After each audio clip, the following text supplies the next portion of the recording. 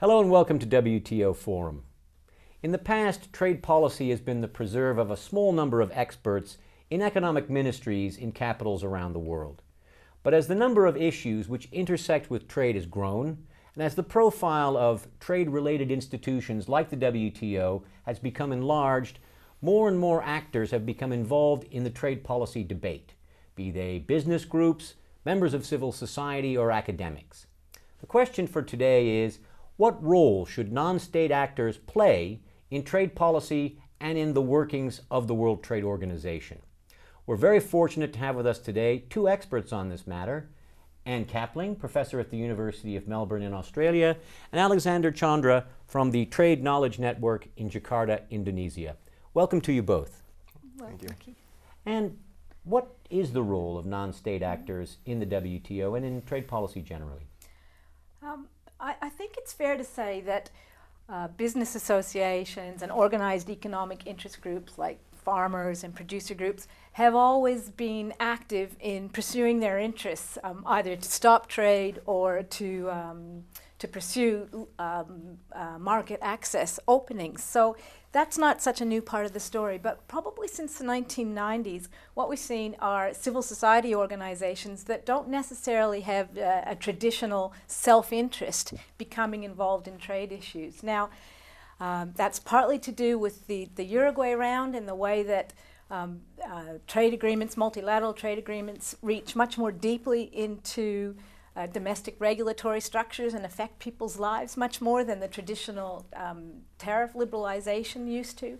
It's partly, I think, because of some of the disquiet initially around some of the dispute settlements in relation to environmental issues, and partly because of some of the regional free trade agreements that have also been attracted the interest of civil society organizations. It makes life terribly difficult for governments, and it makes life much more challenging for the WTO. But by and large, there are immense benefits associated with working through these issues.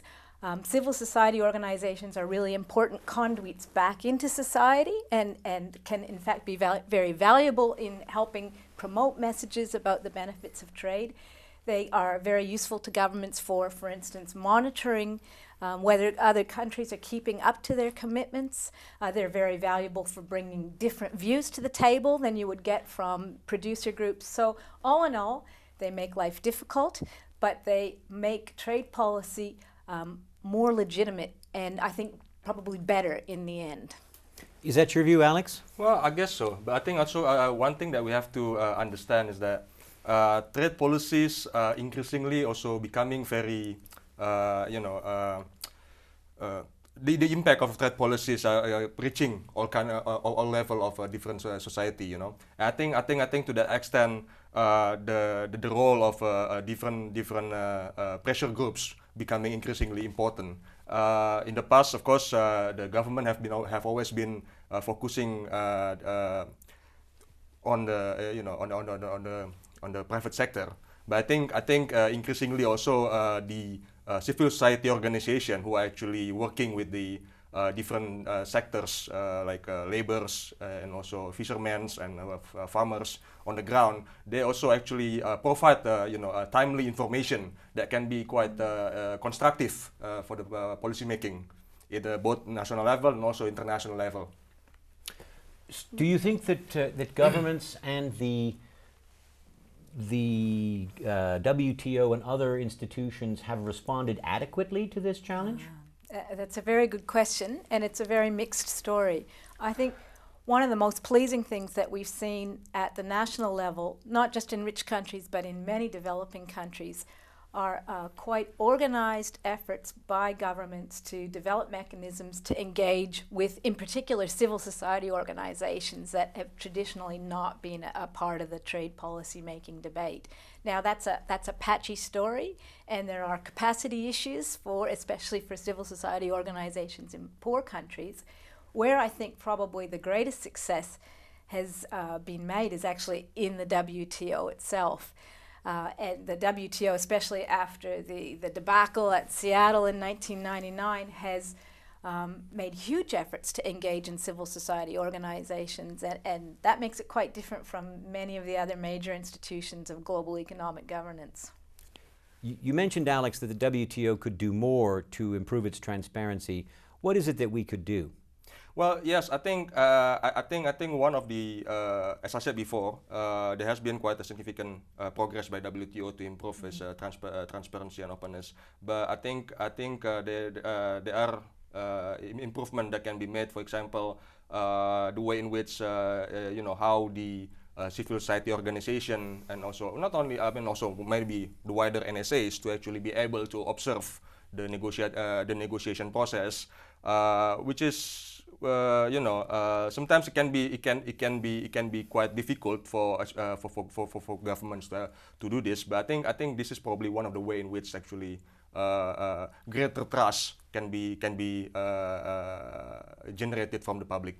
Is that a view you share, Anne?